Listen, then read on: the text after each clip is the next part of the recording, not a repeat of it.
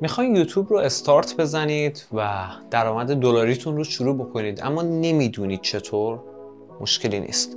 من قراره امروز تو این ویدیو تجربیات شخصی خودم رو از درآمد دلاری و یوتیوبر شدن و زندگی یوتیوبری رو بهتون کامل توضیح بدم. پس حتما تا انتهای این ویدیو همراه من باشید. قبلش این ویدیو رو لایک بکنید، یه کامنت انگلیسی برام بذارید که تو چه مرحله‌ای قرار دارین و کانال من رو سابسکرایب کنید. کلی ویدیوهای باحال تو کانال واسهتون گذاشتم. اما بریم سراغ شروع داستان یوتیوبر شدن من و تجربیاتی که تو این مدت بهم دست داد و بهشون رسیدم. مهمترین نکته توی یوتیوب اینه که شما در مرحله اول کمالگرایی رو بذارید کنار. حالا یک سری نکات کلیدی و سرفصل بهتون میگم، خودتون بدونید داستان از چه قرار دیگه. ببینید شما کمالگرایی رو بذارید کنار، با کمترین امکانات، با ابتدایی ترین امکانات شروع بکنید. یکی از دلایلی که من کانال یوتیوبم آنچنان رشد نکرد اینه که خیلی کمالگرایی کردم. همیشه خواستم بهترین تجهیزات، بهترین نور، بهترین دوربین، بهترین میکروفون، همه چی بهترینش باشه تا بهترین محتوا رو بدم بیرون و در نهایت اصلا جواب نگرفتم.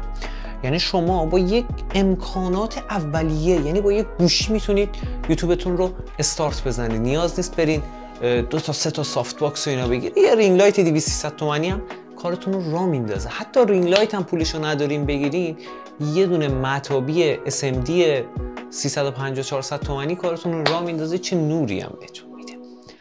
پس این نکته‌ای که باید در نظر داشته باشین، کمالگرایی رو برای شروع حتما بذارین کنار. نکته بعدی که دیگه باید حواستون باشه و موقع شروع، یه تجربه شخصی که من دارم بهتون میگم، اینکه مستمر باشین تو مسیرتون. یعنی شما ممکنه تو مسیری که دارین ویدیو میسازین تو یوتیوب 50 تا ویدیو بسازین و هیچ کدوم وایرال نشه. خسته میشین، میگه دیگه ولش، دیگه من نمیتونم، خسته شدم، دیگه حوصله‌شو ندارم، بس یوتیوب، میخوام یا کانالمو پاک کنم. ولی در صورتی که ممکنه ویدیو 51متون بهتر کنه. یوتیوب اینجوریه، اصلا مشخص نیست چه اتفاقی میفته و کجا به اون نقطه میرسیم. یه فکت جالب بهتون بگم، از هر 10 نفری که یوتیوب رو شروع میکنن و یعنی افرادی که یوتیوب رو شروع میکنن، به 10 تا ویدیوی اولشون نمیرسن و میزنن. چرا؟ طرف میاد 7 تا 8 تا ویدیو میذاره، ویو میخوره چند تا، 10 تا 20 تا 30 تا 50 تا، بهتر کنه بخوره 200 تا ویدیو، چون آنچنان ساب نداره دیگه. بعد یوتیوب کنار میذاره. 10 تا نه، اگه 10 تا رد کنه به 100 تا ویدیو نمیرسه. یوتیوب میذاره کنار و اون موفقه که 100 تا رد بکنه. اونجا دیگه حتما میترکونی، اونجا نقطه موفقیت توه. یه تجربه شخصیه که دارم بهتون میگم. تعداد ویدیو و مستمر بودن ادبیات فارسی رو زیر سوال بردم. مهم نیست که چند تا ویدیو در هفته، در ماه، در سال میذاریم.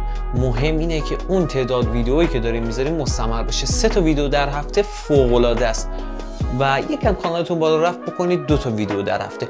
برای شروع میتونید دیلی کار بکنید و یکم که کانالتون شروع شد به ویو گرفتن، حتی اگه مانیتایز هم نشدین، تیم خودتون رو گسترش بدین، برای خودتون تیم درست بکنید. منت کسی رو نکشین که داداش تو رو خدا بیا از من فیلم بگی. نه، تیم برای خودتون درست کنید. تیم ادیتور، نویسنده، سناریو نویس، تامنیل آرتیست و اصلا حتی منیجر که ویدیوهاتون رو آپلود بکنه و همه اینا.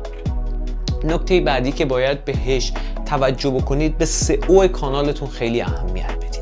SEO کانال خیلی مهمه تو ویو خوردن ویدیوهاتون.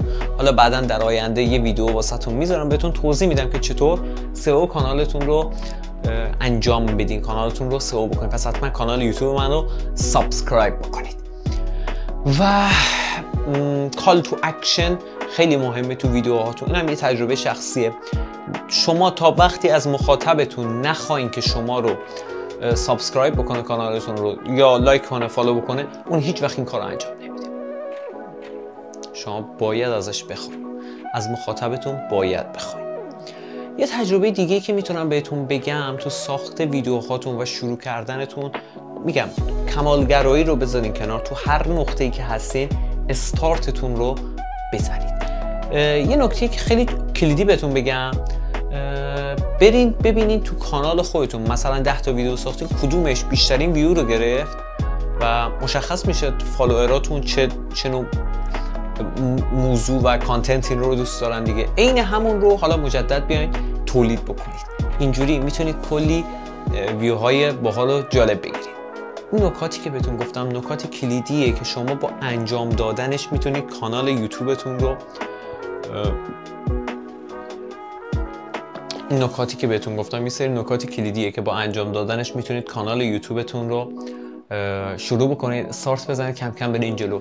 با من همراه باشین تو کانالم، کلی آموزش‌های باحال میذارم، قدم به قدم قرار با هم پیش بریم. اینجا قرار نیست دوره یا پکیج خاصی فروخته بشه. کانال من سابسکرایب بکنید، این ویدیو رو لایک بکنید و یه کامنت انگلیسی بذارین از تجربتون و هر جا که بتونم کمکتون میکنم. خیلی دوستتون دارم.